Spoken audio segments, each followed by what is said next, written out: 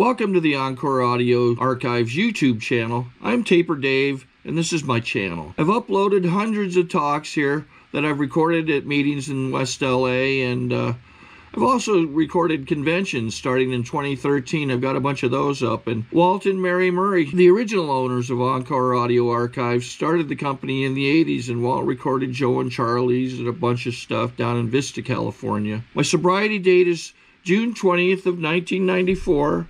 I hope you find something you like, so please like and subscribe to my channel and comment down below. If you want to hear something that I don't have or that you don't see, I'll see that I get it. Anyways, take care and have a great day if you want to. Now it is time to introduce our main speaker for tonight, Marco.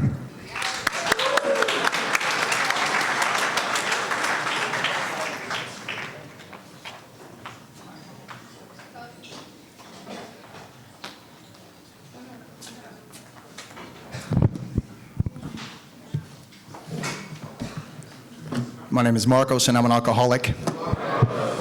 What time do I speak till? Pass.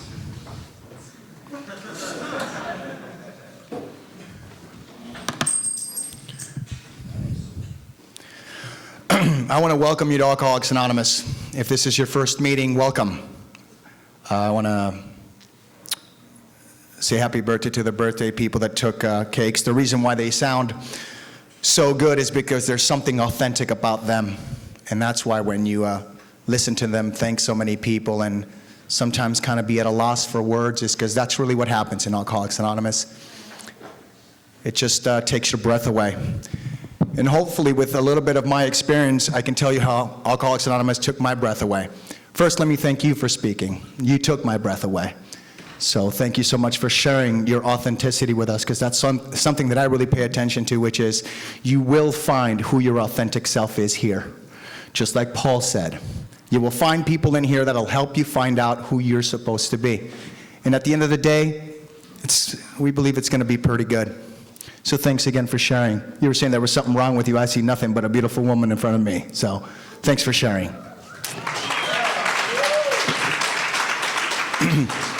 I, like most of you, don't have a story that's that much different.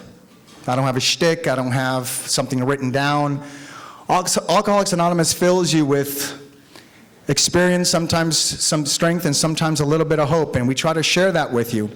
And if you're new, some of the things I'm going to talk about, it's not going to make a lot of sense right away, but I hope that you stick around in order to have it digest a little bit so you can understand how Alcoholics Anonymous has a way of transforming people's lives. Literally. I also want to say that whatever I say up here is completely my deal. It has nothing to do with you. It's what I went through. This is my fucking story. Really. If you don't agree with it, tell your sponsor and write about it. That's how I got over it. Because some of the things that happened to me might not happen to you. But I guarantee you that the common denominator is that you just didn't feel whole. Because if you did, you might not have found your way in here. I grew up in a beautiful place called Compton. Apparently back then it was really good. You know, I had no idea. I come from a small Spanish family of 350,000 members. And it's weird. Like, my father named me after him. I don't know why Latin people do this. I'm like the fifth. Really? Weird. And I have 3 middle names. Whatever. My father was a Teamster truck driver. He belonged to some union something or other. He actually had Hoffer in his truck. So my father was around for a long time. And my mother was she ended up being the supervisor of the chain, but she was a waitress at a place called Dupar's. Some of you know it, fantastic pies. Make sure you get your shit in Thanksgiving and New Year's and all that. At that time, we were being bussed, because that's what happened back then. If you didn't make a lot of money, somehow the city was going to make it right and take you on a bus and send you to a nice school. So I went to Melrose Elementary School for a while after starting in, I don't know, whatever the name of the school was back then, because I don't remember. I think it was called like the only white boy school or something. So that was where I was. And so it's crazy because literally you're bused to this place and everybody there's looking at you like, you know, the moms come and pick up their kids and they're like, we worked hard to live in this neighborhood. What the fuck are you doing here?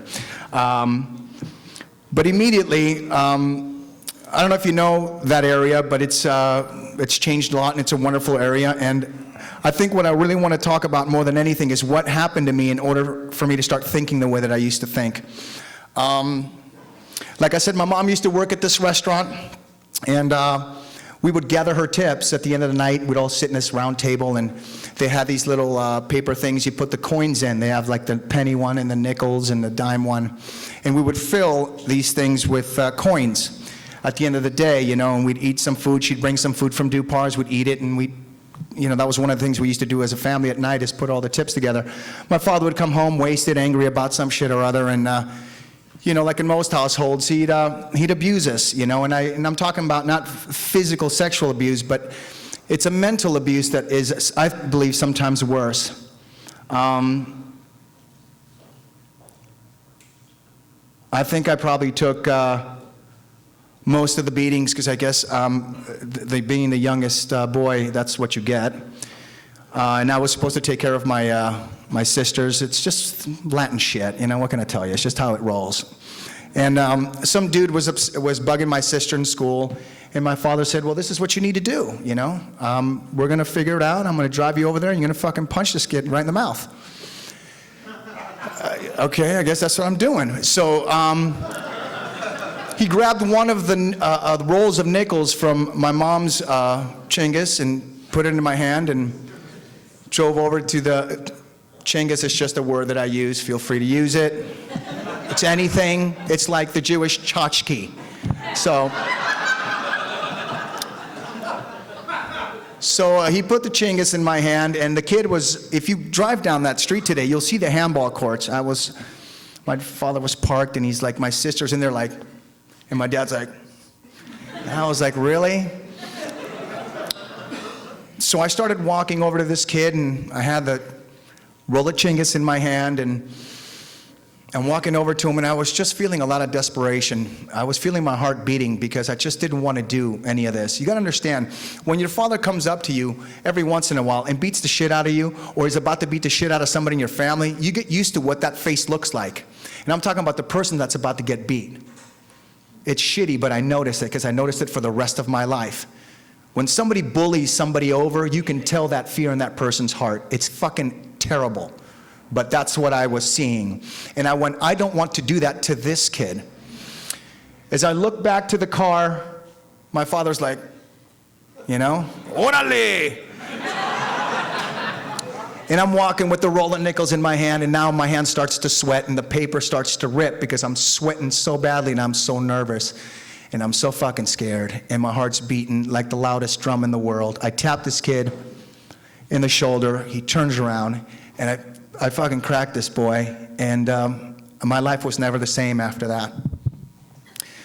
This is some of the pressure that I thought that I needed to do, but the reason why I did that and it made me feel okay, because I actually felt like I had some approval from my father for the first time.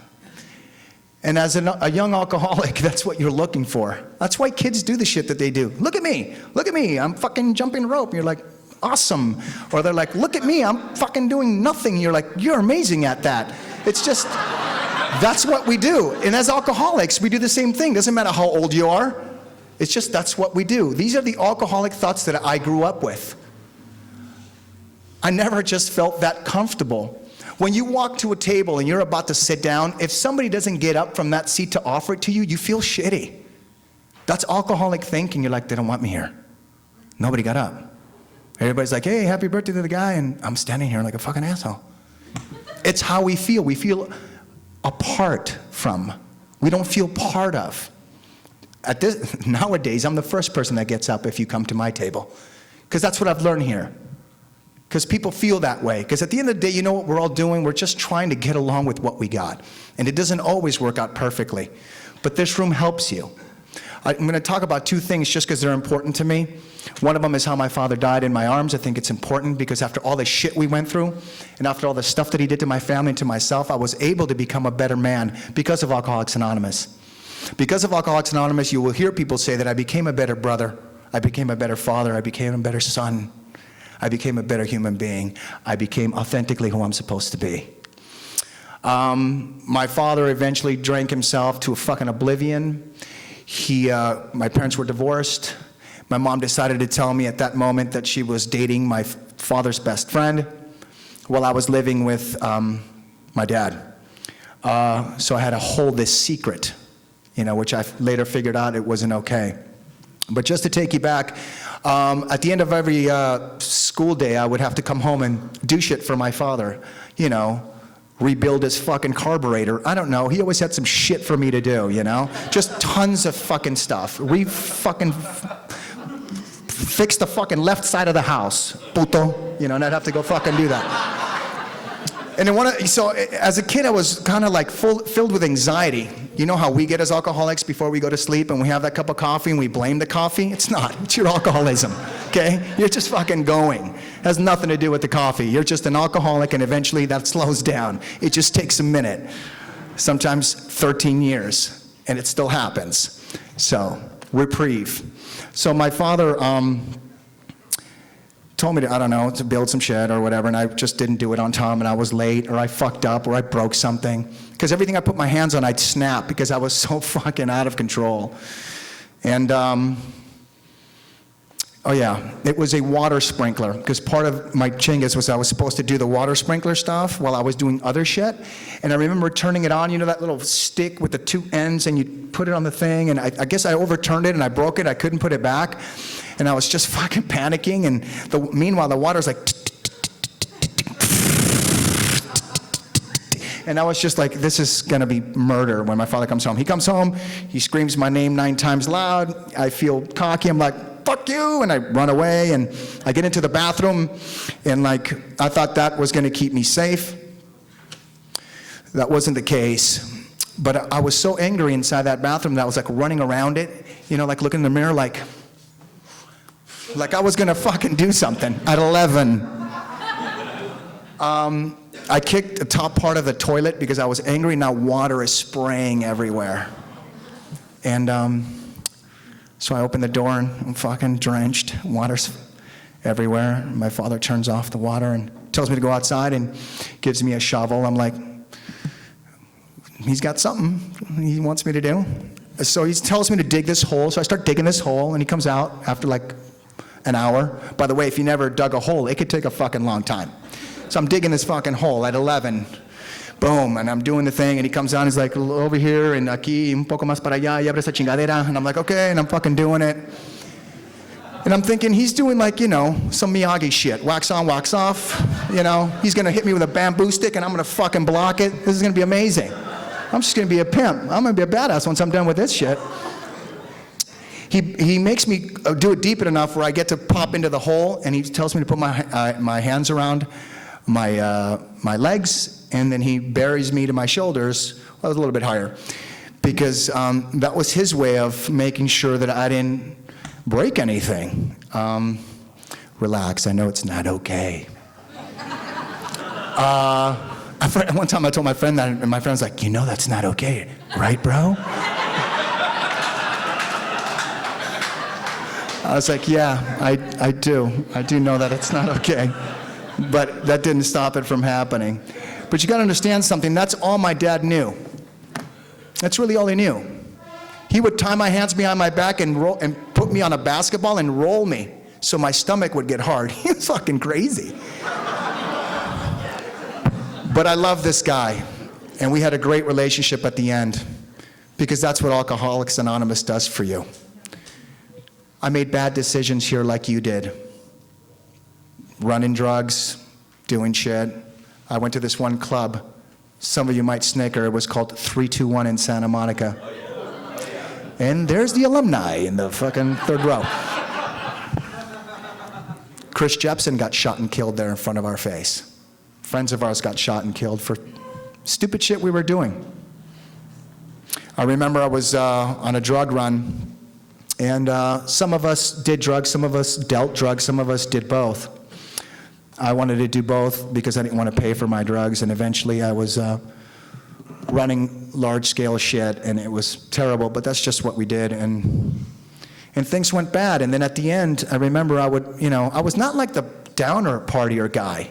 I was always like, everything's fucking great. We have tons of blow. We have tons of shit. We have great music. What's the fucking problem?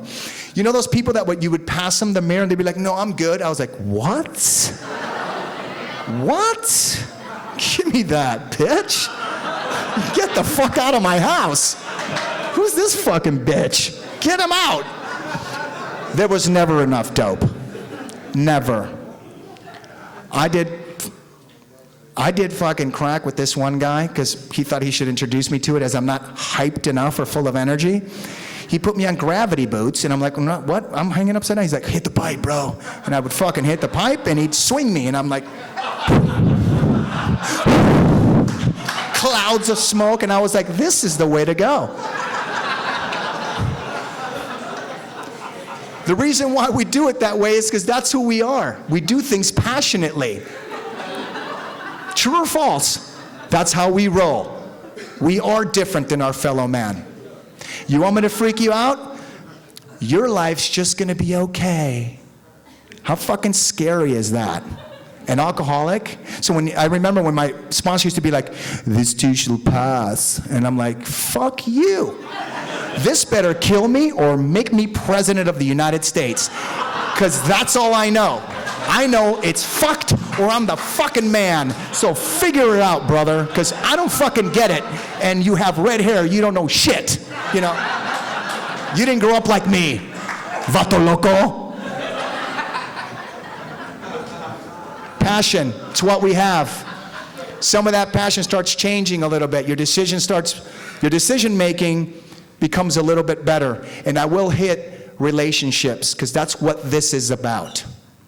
Not just with you, not just with your family, not just with a higher power. It's all of it, because that's really what it is. At the end of the day, that's what we want. So back to my father. So now he's fucked. You know, he has a stroke. He lives in the Mérida, Yucatan, which is the peninsula of Mexico. It's the furthest, most southernest point of Mexico. Like we're fucking the movie that Homeboy made, who I guess doesn't like Jewish people. You know who I'm talking about. He does. He was just drunk. He's an alcoholic. I actually speak a little Mayan. It's weird. I'll tell you this one thing, just because I'm running on this one story. Here's how fucking my mind works. In Mexico, when you're building houses, people don't have, like back in the day, I'm 45, so this was fucking 40 years ago. Okay, people don't have like the trrrr and they break shit up and they lay down the ground. They just take dynamite and blow shit up, or they take like where the part of the jungle is, where the house is finished, they like burn it, control burn it, and then they fucking blow shit up and they put the foundation in and that's it. Then they build wells, and there's all these Mayan Indians building these wells, and I would watch them and they would have like cigarettes and they would climb down this fucking thing because they were making wells for the water, and they would light the dynamite, run back up, and throw tires on top of it. And I'm like, I want to light the fucking dynamite. If you say that to somebody outside of these rooms, they won't get that. But part of you do. Because even when she talked about, like, I lived downstairs from the Cock, I was like, oh, where was that place? I lived in New York. I should have been there. Maybe I met her. Like, wow. Because we're alcoholics and that's what we think about. We're like, wow. Wow. So, settle. So, I forgot where I was. The dynamite. So here's what happens. The fucking little Mayan guy was like doing his shit, and I come out in Spanish and half Mayan because my mom had 4 of us and my dad fucked off, so now it's my mom with 10 jobs and that whole thing. And so in the mornings and in the middle of the days, we're by ourselves because that's what you did when nobody was around. So I would go to these little areas and because my house was at the end where the jungles continued, and I'd fucking go build little chinguses and little bird traps, and we would grab birds and we sell them in the market. It was fucking an amazing childhood. But I'm talking to this Mayan guy, and I'm like, hey, let me light the fucking dynamite. And he's like, oh, you're too young. And this happened for a little while, and like 3 years later, I was like, dynamite, let's do this. He's like, okay, but be really careful. So I start fucking climbing down the thing. Relax, I'm here. I didn't blow up. So I climbed down the thing, but here's what happened. When I'm down there and they fucking give me the cigarette and I'm supposed to light it, maybe this has happened to you. You kind of just wait there. You're like, this is fucking crazy. And then you light the thing and you don't run away fast. Because that's the alcoholic thinking that I have. Part of me feels invincible. That's why I drank the way I did. And I lit it and I waited, and they were fucking screaming, like, get the fuck up here. So I climb up. As I'm climbing the rope, they're also pulling it, because they're like, it's fucking getting late, you know what I mean? They cover the thing blew up, and I just felt alive. I lived my life that way. That's how I lived my life, and most alcoholics live their life that way. It's all or nothing. It's fucking go big or go home. That's how we roll. Now, the same way happens when you get sober. You gotta go big, or you'll go home in a fucking pine box. That's the difference. This disease will kill you, like it killed my father. At the end of my father's life, he was staying at the poinsettia fucking old homes for people that should be Jewish, but he wasn't. And, there he was, and everything's 70s color and yellow and shitty, and he's having kreplach soup and chinggis soup and chazarai shit and rushachav for fucking breakfast, and he was just tired. So he would make me take his, actually, we both have the same name. He bought an electric wheelchair with my name. I was still paying for it till, I think, fucking 2 years ago. He would go up to the corner of Santa Monica, Los Burritos in Orange there by the Trader Joe's. I don't know why he liked that place, because it's shit. But he loved the huevos rancheros, and we'd go eat there and fucking eat the huevos rancheros. And I'm spending a lot of time on this, but I want you to hear this part. My father did not have anything to live for, he said, anymore. My father goes, here's what's happening. I can't eat, because he had throat cancer, and he had a fucking big chingus in his throat, and it's just a matter of time, and they couldn't take it out, and at the end they put a fucking hole in it, whatever. But, so he's like, I can't eat, I can't fuck, I can't smoke, what's the point? And years back, I had gotten in a skydiving accident, because like an alcoholic, I did one skydive, and then fucking 1,500 skydives later, I was like, what happened? I just had to do it immediately, always, forever. But I have rods and shit and all kinds of stuff in my leg. And I told my dad, I was like, hey, if I was ever crippled, you have to like pull the plug, dude. You gotta help me get fucking out of this thing. I don't wanna be here. So now he pulled that one on me. He said, hey, let me tell you something. I have nothing else. Why don't you help me die? Why don't you just do this for me? So it's like, are we planning how to kill you now? Is that what's happening? He's like, well, you can see. So I was like, so I play this game with him. I let him do it for a minute, and he was like, why don't you come in here and shoot me? And then that'll be that. I'm like, dude, there's cameras and shit. They'll like see me come in, and they'll probably hear the shot, and maybe I'll go to jail. Okay, that's true. And he's like, so we went back and forth, and every other week I'd come and we'd eat the fucking huevos rancheros, and we'd talk about how I was gonna fucking snuff him.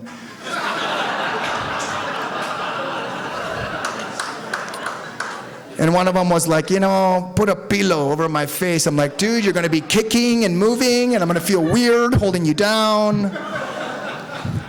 Anyway, we came up with a plan. The plan was poison. He said, I want you to poison me. I said, okay, well, that might work. But you can't tell me, because if you tell me, I'm not gonna wanna fucking take the poison. I'm like, nothing gets by you, brother, good work. I said, but it won't be this week or next week, because we have Lucy's birthday and blah, blah, blah, and bing, bong, bang, and shit to do. He's like, great. Time passes, I forget about it. We're at fucking Los Burritos, having fucking huevos rancheros. And we sit down, I give him his shit and his coffee, and he just fucking grabs the coffee, and he's like, yeah,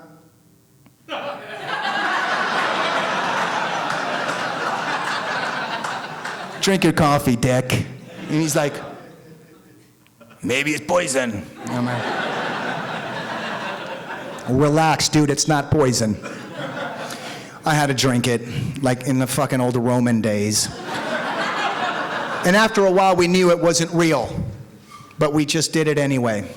My father died in my arms. He died at Cedars-Sinai. My beautiful wife was at the foot of the bed, and I had him here. And he actually apologized to me about all the shit that he'd done. And he said to me, he goes, I just didn't know what was happening. And I forgave him, because things are going to happen to you that are not your fault. But that's because people that are spiritually sick do that. It says so in the book. It's like asking somebody who is spiritually sick to do something that they can't. It's like asking a person with no legs to fucking run 10 yards. They can't. They don't have anything. They don't have legs. Alcoholics Anonymous gives you each levels of awareness. And as you continue to come here, you will get more aware of shit that you weren't aware of before. That's really all it is. Because truthfully, we just all want to be loved.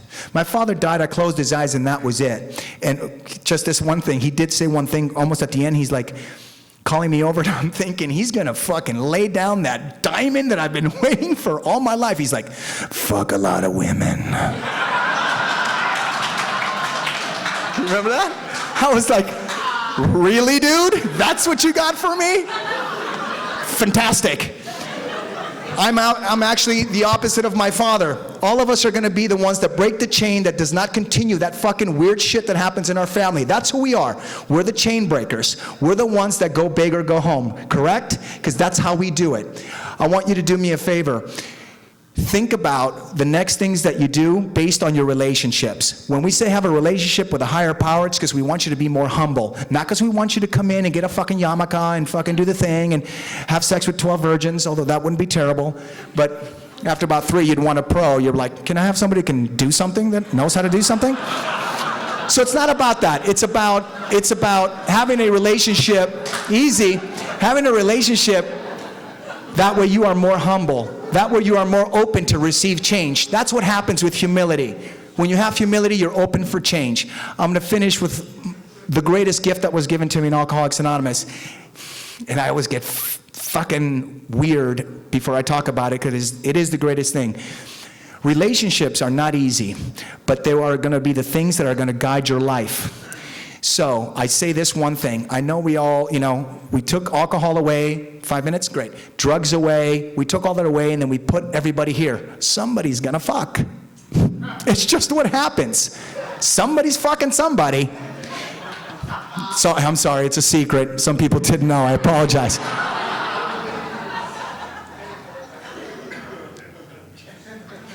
So that's one of the things that happens. You start dealing with stuff that you weren't so used to, because now you can't suppress it with other shit. Be careful. Be careful, and I'll tell you why. In this world, you are given beautiful things in life that are not yet uncovered by you, because it takes a little bit for you to uncover stuff in order for the sunlight of the Spirit to hit you right in your heart. And when it does, it's big, and I know it, because it's happened to you driving to work. It's happened to you driving somewhere. You're just there in the morning driving, and you start to cry. I know I'm not the only one. It's because you feel love for the world. It's perspective. Somehow, some way, you see some guy fucking bumming money, and you just want to go hug him. You want to help him. Something about you. And it's because, once again, we want to go big, because we're passionate about what we do. So be careful. The magic that you have sexually is not for everybody. It isn't. So don't give it away so easily. If you want a good relationship, because that's what you want a great relationship, and you want to be successful at your job. Those are the 2 big things that most of us want. There's some other shit in the middle, but truthfully, I want to be in a great relationship, and I want to be successful in the dream that I'm trying to get. So in order to do that, you have to be more peaceful about the magic that you're giving away. Do so, and your relationships will change. I guarantee it. Coming from a guy that is telling you the truth. I might be a lot of things, but authentic is number 1, because I don't know how else to fucking tell it but the way it is. This is the reason why I think my wife was brought to me. I am married to the greatest woman in the world. She's not an alcoholic. That's why at fucking 4 in the morning, when I think I'm a poet, I wake her up while she's fucking asleep. She's just sleeping, and I'm like, babe, do you know how lucky we are? Fuck, you don't even know. Because that's when alcoholics feel it. At 4 in the fucking morning, or at 5, we'll smoke a cigarette and think about how fucking amazing we are, and then we're suffering and there's nobody else suffering. That's a problem. Let's go find out the peaceful person. So I go find her. Babe, do you know how lucky we are? Honey, I'm sleeping. I know, but this is important. because she's not an alcoholic, or maybe whatever, she says to me, go ahead, babe, tell me, what is it? That's the difference. That's what's happened to me. You got to understand that I'm completely opposite than my wife, and sometimes I'm just fucking befuddled at how that Jedi mind trick worked out for her to say yes. I don't know. Because you see me, Cinderella's sitting in the front fucking seat. Here's what happens. In the morning, I wake up different. She wakes up, she opens a window, and fucking 11 birds fly in. And they start helping her get dressed. She's just turning and spinning, and fucking birds are doing shit. I walk in the kitchen, I'm like, why is there a fucking mouse making coffee? Because that's who she is. It's not who I am. I wake up and I'm like, this is the fucking worst day of my life. Because as alcoholics, nothing has to go wrong in order for you to have a bad day. You're just fucked. So what do I gotta do? I gotta do the simple things in here in order to turn that around for me. So I can feel like fucking Cinderella, because I don't. I just have that about me. I don't feel good. And here's what happens. I'm so used to feeling bad, I sometimes prefer it. Because I identify. Alcoholics Anonymous has something that you didn't believe might have had. It has your back unconditionally, more than your family. You want to find out how fucking sober you are? Hang out with your family for 2 weeks. You're the same person you were before. No, I'm not! Try to prove that to them. Fuck them. What's happening is you're changing and they're the same. You just keep on changing. Don't be pushing all your changes on them. They'll get it eventually. Alcoholics Anonymous has your back unconditionally. I have my wife's back. I don't give a fuck what happens. I'm in love with this woman and I make no excuses. And she's not fucking 17 and I have not been married for 6 months. I've been married, March 23rd will be 7 years. I'm in love with her because Alcoholics Anonymous has taught me how to have a relationship with myself, with you, with my wife, and with others. I'm not perfect. I fuck up a lot. We all get caught being human. But at the end of the day, we have the opportunity to change that if we want to. If you're not here wanting to live your dreams, what are you doing? Get sober and chase your dreams. That's what it's about. Go big, or go home. Thanks for letting me share.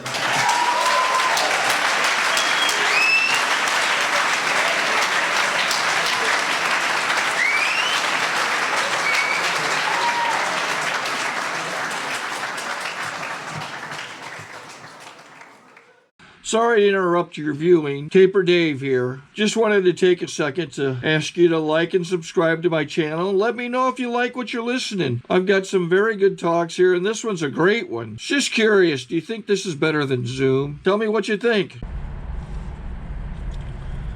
Okay, this is how I prepare my drone for launching. I like to do it inside the cab of my truck so I'm not standing outside in the weather. To install the joysticks for control, up and down, right and left, powered on. I have an Android phone that I use to connect it to the drone with. And it's actually controlled through the iPhone, through an app. Oops, wrong way. It's actually controlled through the iPhone, or through this Android phone, through the app. It's actually controlled through the Android phone, through an app, and you connect it through this short connection right here.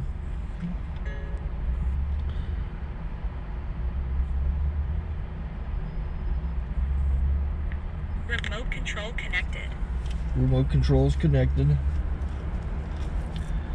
So pull out the drone. I have to extend the legs. Long legs extended first, then the short legs. Remove the gimbal protector. Set that aside, then power it on one short burst, then one long burst. I lay it down. So I have to go to calibrate. So the drone's not connected yet. It shows shows you here as this drone gets disconnected, even though the remote's powered on. So the drone has to establish it's connected. So I go into the app to calibration mode. First I'll calibrate the remote controller. Start calibration. Out, in, oop, out, in, up, down, and then this little wheel is to control the gimbal. So it's calibrated. Go to gimbal calibration, start calibration, and then it calibrates the gimbal. I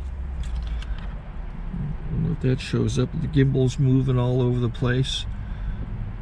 Changes, you can see it on the video.